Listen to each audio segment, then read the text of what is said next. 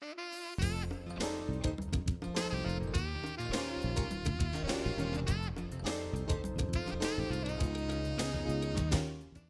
and welcome to another edition of For the Record. I'm Sean Murphy. My guest today is Eric Wallen. He is the Executive Director and General Counsel for Operation Stand Down Rhode Island. First time on the show, so first of all, welcome to the show. Thank you very much. Let's learn about Operation Stand Down Rhode Island. What is it? Operation Stand Down Rhode Island is Rhode Island's primary and leading provider of supportive services for veterans who find themselves in need, whether homeless or unemployed. Operation Stand Down has been in business for over 21 years. We service thousands of veterans every year in Rhode Island, as well as areas of Connecticut, from New London to the Rhode Island border, as well as Massachusetts. Now, how is it different from people will know off the top of their head Veterans Administration? What's the difference? Well, the Veterans Administration is a governmental agency. Operation Stand Down is a standalone nonprofit. So we're supported by both grants as well as fundraising. We do work closely with the Department of Veterans Affairs, and they're a major referral source of clients for us, but we are a completely separate entity. And how did it come about? Was it decided that something like this, in addition to other veterans organizations, that something like this was needed, especially around here? Well, 21 years ago, a gentleman by the name of Tony DeQuattro, who was a Johnston native, he was a Vietnam-era veteran and looked around and saw that some 20 years after the Vietnam War, there were still Vietnam-era veterans on the streets and homeless. Basically, the government had dropped the ball, both state and local. So Tony and a group of veterans got together and they staged what is called a stand down weekend. We still do it. Ours will be coming up in the next few months. And that was the genesis for this. And what that was, we bring all sorts of federal and state services to a single location. Homeless and at-risk veterans come and they can get medical care, dental care, legal assistance. They can appear before judges of the court. It's a one-stop service. But over the years, they decided to begin building permanent housing. And so now Operation Stand Down does everything from sponsoring that Stand Down weekend outreach event to operating over 49 units of housing, soon to be 64 by the end of 2014, as well as administering millions of dollars in grant money for both housing assistance and employment and training. Yeah, I would imagine in 21 years, you know, an organization like this had to have evolved to meet the needs, the changing needs of veterans, I would imagine, over the course of times, and times do change. So it could be very different today from what it is back, from what it was back then. Unquestionably it is. In fact, one of the greatest distinctions is that the age of the veterans that we're serving is much different. You know, the Vietnam-era veterans were 18, 19-year-olds, most of them draftees. This generation of veterans tends to be a little bit older, especially in the Rhode Island area. The Rhode Island National Guard was the second most highest redeployed force per capita in the entire country. No kidding. Those individuals tended to be more established in the community, had jobs, had families, and really it's reflected in the housing stock that we own and operate. We are expanding it, and we're adding more family units as opposed to just single bedroom units. Now, housing in general, especially in Rhode Island, has been a problem for a long time, hasn't it?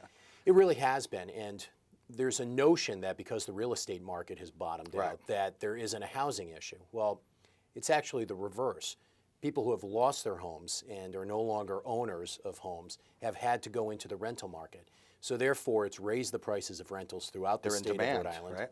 Exactly, they're in demand. And for those folks who come back after serving their country, find themselves unemployed, out of work, or facing the difficulties of physical and mental health issues, that can be real challenging, keeping them in housing or even getting them into without an agency like ours. How about, you mentioned the sort of the changing cosmetic of what the typical veteran is. How about women? More women these days now? Absolutely. Women are a growing part of the military. I was an Air Force veteran, and women were a significant part of that force, but they've really integrated throughout all of the services now. And in fact, Operation Stand Down anticipated that need about 3 years ago, and we now operate the only facility, transitional housing facility for homeless female veterans called the Holly Charette House in Johnston. Now, was it a great challenge? You mentioned the housing market and the misconception of that in relation to you providing housing. Was it a great challenge for you because of the market in general? More so? Well, it's a challenge to find housing that we can find that's affordable for the veterans. Besides our own housing, we administer several large grants that deal with housing, specifically the VA's Supportive Services for Veteran Families grant. That grant, we can assist a veteran who's on the street or a veteran family, pay security deposits.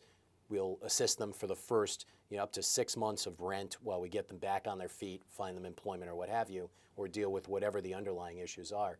But what we have to be concerned about is finding something that long-term they can continue to support. And that's really the challenge when the rents are so high. Are you, from your vantage point, are you seeing the housing market in general sort of it was sort of like the first thing to go when the recession hit, and are you seeing sort of a comeback on that, and it can help you out? Not so much. No, yeah. The trickle-down effect of the economic change of that market is going to take Like probably a snail's pace. Yeah, huh? it's probably going to take over a decade, quite frankly, before you really see the rental market loosening up. What do you see in, like, what's the predominant issue? Veterans coming home, is it housing, or are there other things that are, of great concern to veterans that you can help out with? Well, housing is really the result of something else breaking down in the veteran's life. You have to realize, first of all, seeking shelter is one of the most basic human needs. We probably did it the moment that we had the foresight that we needed to get cover from the rain. So, and veterans are very independent. You're talking about a volunteer force, someone who stepped up and said, I want to serve my country. I'm willing to make the ultimate sacrifice if necessary. So it's a very unusual state for a veteran to find themselves in this. So housing is a result of something else wrong. What is that other thing? In Rhode Island, unemployment or underemployment is a very substantial issue, and throughout New England, quite frankly. And when you have Guard members coming back, we're having very high unemployment rates in the returning group of veterans, sometimes 50, 60% unemployed in a unit. And on the other side of that, it's mental health issues. So you've got somebody who has PTSD, maybe someone who's trying to self-medicate rather than going to the VA or seeking professional help. And that also can lead to homelessness. So it's really those two factors that drive the housing issue for veterans. Now, you mentioned veterans are very independent. Is there also, when they're in need, is there also a pride issue with them kind of sometimes not wanting to come forward or ask for help? Positively. And that's what makes Operation Stand Down Rhode Island so unique. Our organization is made up of all veterans or veteran family members. We have 172 years of military experience on our staff of just 11. So many of our staff members are retired military as well. In addition, we have people who understand what it's like to be a family member of a deployed military spouse. And that's important to mention too, because when you talk about the plight or the issues that are dealing with the veterans, also the families also are going through it with them, and they have to deal with issues themselves too. Being left while a spouse is deployed is an extremely stressful situation, and even made worse when there are children involved. The family that's left has to deal with all of the economic issues, all of the day-to-day issues, and quite frankly, whenever someone goes off and is deployed, especially into a combat zone, the military member that went off is not the same military member when they come back. Right, and it's a different person. And therein lies a new issue that comes up. How do you deal with this person who you thought you knew, that they're different because of what happened? Exactly, and it's key that that individuals, veterans and veterans' families know that there are resources for them. They can go to an organization like ours, made up of veterans who can talk the talk, who have walked the walk and understand what their specific issues are and get the right referrals. They can get assistance from the VA, but many times the family just thinks they're going to deal with it, and the reality is that they can't. Yeah, certainly was a lot easier before their loved one went off to deployment than it is when they come back. Obviously, everyone involved with Operation Stand Down Rhode Island is a former military person too, including yourself, correct? Yes. Captain in the United States Air Force? Yes. So obviously there's a vested interest for you. How did you come to where you are now as executive director? How did your path bring you to this? Strange paths lead to unusual places, and I had obviously served. I was in the Air Force in Ohio, in Washington, D.C., came back, worked as a prosecutor in the Attorney General's office, and then sought the Attorney General's office in 2010. It was during that campaign that I met Tony DeQuattro, and he is a very driving individual with a passion for these issues, and he's not someone you can say no to. So while I was unsuccessful in my bid to be Attorney General, I really found the work of my life thanks to Tony, and I couldn't be happier doing this work. Yeah, I can hear the passion in your voice, and Tony's passion, as you described, makes it irresistible. You had to be involved with this, didn't you? Yeah, you just couldn't say no to him. And luckily, that's the kind of people that you need pushing our elected officials. Right. And our, Having the law background that you do, you mean? you need somebody like Tony. You need somebody like the veterans at Operation Stand Down to push our elected officials to make sure that the resources are there for the veterans who deserve it. So if it was somebody besides either someone with a law background or someone with a military background doing the lobbying to elected officials, would there be as loud a voice, do you think?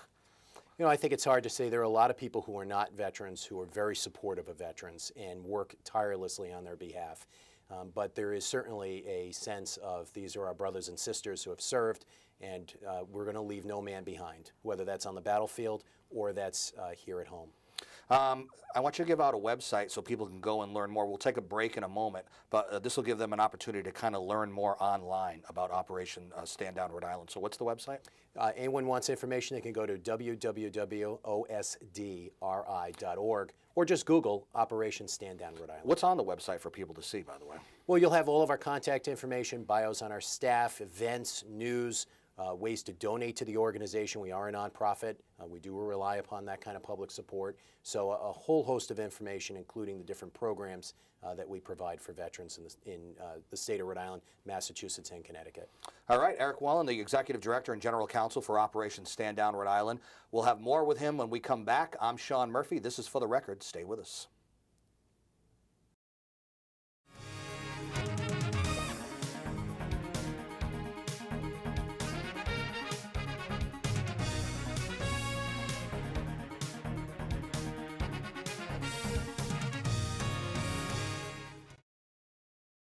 Welcome back to For the Record. I'm Sean Murphy. My guest today is Eric Wallen, Executive Director and General Counsel for Operation Stand Down Rhode Island. Now, the General Counsel part, obviously you are a man of the law. So as far as your role as Executive Director, do you utilize a lot of your legal skills with this job that you have? Absolutely, Yeah. in a number of different ways. First of all, the nonprofit world has become an extremely regulated area dealing with federal and state officials and regulations. So it's not as simple as just saying, hey, I want to help somebody. So there's a lot of legal issues surrounding Operation Stand Down when dealing with properties as well as federal and state grants. And also, I've had the opportunity to use my law experience to assist veterans throughout the judicial system. Unfortunately, one of the side effects of veterans coming home and sometimes struggling with either PTSD or other mental health issues are that they come in contact with the law. And Rhode Island has a tremendous veterans court program. We sponsor the mentor program in the Veterans Court here in Rhode Island. It's been led by our Chief Judge, Judge LaFazia, and overseen by Judge Pfeiffer. They do a great job. It's one of the best programs that the state has for veterans. You have a unique perspective on that because you were actually a prosecutor at one time, and these guys will need, legal help maybe for defense purposes, right? Absolutely. Yeah. I've done both. I did both in Okay. the Air Force, but it's something that's definitely needed. And when I was a prosecutor, I would look to see, is it possible that this defendant who's coming up Kept is an a open military mind. member? But as now that it's more organized, police departments are more educated on what the issues are facing veterans. It's something that they are trying to figure out as they get into a difficult situation, maybe a family dispute or something, and assess, is this person a veteran? And if so, is this person appropriate to send into a treatment court like the Veterans Treatment Court? We mentioned the recession earlier and the fact that you are a nonprofit.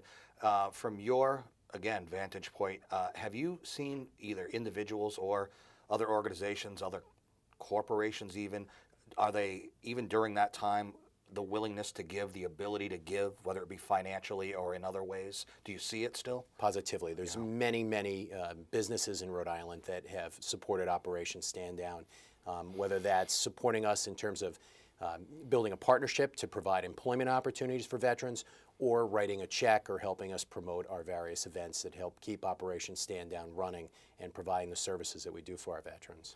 So, let's get a little bit more specific about those services, because we've talked a lot, but maybe kind of glean down specifically some things that you want to highlight. If a veteran, is learning about this and wants to take advantage, what can they get from it?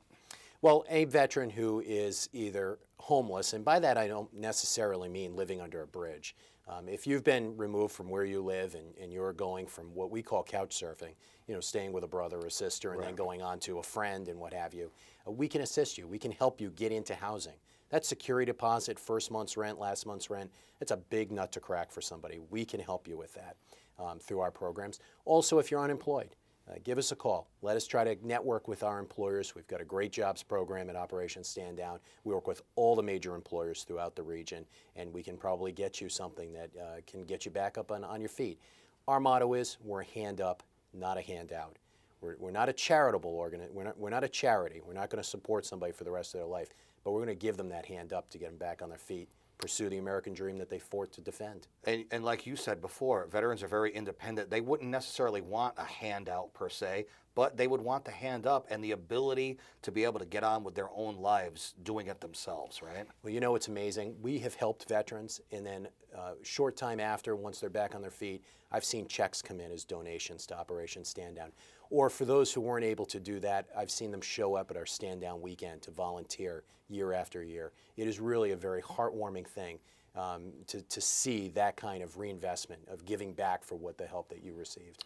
And maybe not even just financially, but maybe in some kind of volunteer basis that come back and help, or anybody for that matter. Exactly, and that's what they've done. They come back, they help us at Stand Down Weekend, they help us put up the tents, they help us drive the golf carts to get veterans who have handicap issues around to the different services.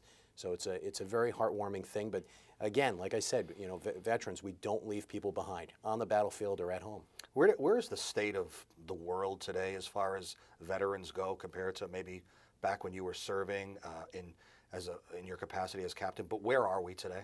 Well, I think the veterans are revered a lot more than they were, for example, after the Vietnam War, Right. when folks were getting spit on coming back in uniform. But nonetheless, and there are a lot more services available, but we've got some problems, there's no doubt. And we've got bigger challenges that we're facing. The proposed cuts to the Department of Defense is going to absolutely overrun the VA system with claims both for medical care as well as for benefits. The military is cutting NCOs, non-commissioned officers, and junior grade officers, captains, lieutenants. These are all the people that were deployed. They were the ones who fought the wars over the last decade. They're all getting cut now. And imagine that. You've sacrificed your family through the deployments and all of that with this belief that you're going to serve your country. The military is a lifestyle. It's not just a job. And now these people are going to be put on the street for all practical purposes with a pink slip. Military members are getting pink slips from the military while they're still deployed. These people are going to come back. They're going to need a tremendous amount of services, and we've already seen that the VA system, at least as a whole, nationally, is extremely burdened. It's taken a lot of heat too lately. A lot of heat. I mean, there's 22 million veterans in the United States. About 9 million of them seek services through the VA. Now, in the Providence VA Medical Center in Rhode Island, very good system overall. There's always room for improvement. There is in our civilian healthcare system, but it's a good facility. But nationally, what's going on is deplorable, and there's no excuse for it. Now, as far as Operation Stand Down Rhode Island is concerned, the name could be a little misleading because you do offer services to people in part of Connecticut too. Absolutely. We provide services to veterans who live along the Rhode Island border in Connecticut, so New London to the Rhode Island border. We also provide services in areas of Massachusetts that border us as well. And those services include helping them with relocation money if they're homeless or about to lose their housing. All they've got to do is visit our website, give us a phone call, and we can work with them even though they're outside the state. We can pay for moving costs, child care, pay for rent, back rent, the kinds of things that, we can keep them stably housed, and that's the goal. Now, so is there a vetting process that you go through when somebody expresses an interest or there's a need? They have to qualify in some way. Positively. First of all of our programs, for the most part, are limited to low income. So, we're talking about veterans who are at the lowest end of the poverty line. And they have to be a veteran. So once we clear those two hurdles, by and large, they're most likely qualified for any and all of our programs. The majority of your funding comes from where? It's a combination of federal funding as well as private donations. We do have some state funds, but it's very minimal. Most of it is either large federal grants or private donations from large corporations or individuals. And I also wanted to mention, because we talked about you being able to help those in a portion of Connecticut. You actually are going to be in down just a little ways down the road, building a facility in Westerly, literally right on the border, so those Connecticut people will be able to shoot. Because right now they have to go in deeper into Rhode Island a little bit. Correct? Absolutely, yeah. And there's a real void for services in this area of Connecticut, in the New London area to the Rhode Island border. So we'll be building a new facility. We actually are constructing it now. It'll be a residential facility in Westerly, Rhode Island, in the north end on Pierce Street, and we'll have a drop-in center there, which will have a caseworker present. So we'll be able to assist veterans much easier through face-to-face as opposed to just over the telephone, and provide services into this area. You know, when you talk about homeless in general, not speaking specifically about veterans, sometimes you would think in the larger metropolitan areas, cities, the need would be there more. But you've probably discovered in all walks of life, in all different types of communities, the needs for services like this exist. Correct. And really, for an organization like ours, outreach is so important. It is easy to find veterans, in the major metropolitan areas and get your message out because they're going for services to the VA. It's and not that we're that rural in New England compared to the Midwest, but there are so-called rural communities. And there are a large number of veterans in those communities, and it's tough to get to them. So you've really got to you wear out your shoes trying to get the message out to them and get to them. Because for veterans, again, as we've pointed out a few times, they're the last ones to ask for help. So you really have to put it right in front of them and let them know it's there. Hopefully a TV show like this will help. Maybe somebody's watching. Does the smallness of the size of Rhode Island, is that helpful to you or a burden as far as traveling the state and or helping out as many veterans as possible? Well, the biggest challenge in Rhode Island is just the lack of a public transportation system. There's very limited bus service, very limited train service. So for veterans trying to get them to work when they've been unemployed, don't have a car, you pretty much have to drive everywhere in Rhode Island and in areas in Connecticut as well. So that's the most challenging thing about it being a small state. Is there anything different about what Operation Stand Down Rhode Island does depending on the time of year it is, winter versus summer, holidays, anything like that? No, not at all. We find ourselves to be sometimes just as busy in the summer as we are in the winter. You would think there would be more of a drive in the winter, but it's really a year-round situation. Are you always looking for volunteers to help out, and do they need to be veterans, or can it be anybody just volunteering and helping out with their time? No, really, we'll take assistance from anybody in terms of volunteering. Our big thing is our Stand Down weekend, which is always the third weekend in September annually. That's the biggest drive? That's our biggest need for volunteers, okay, because we service anywhere from 400 to 500 veterans that we put in I like to refer it as a MASH 4077th kind of layout of military tents.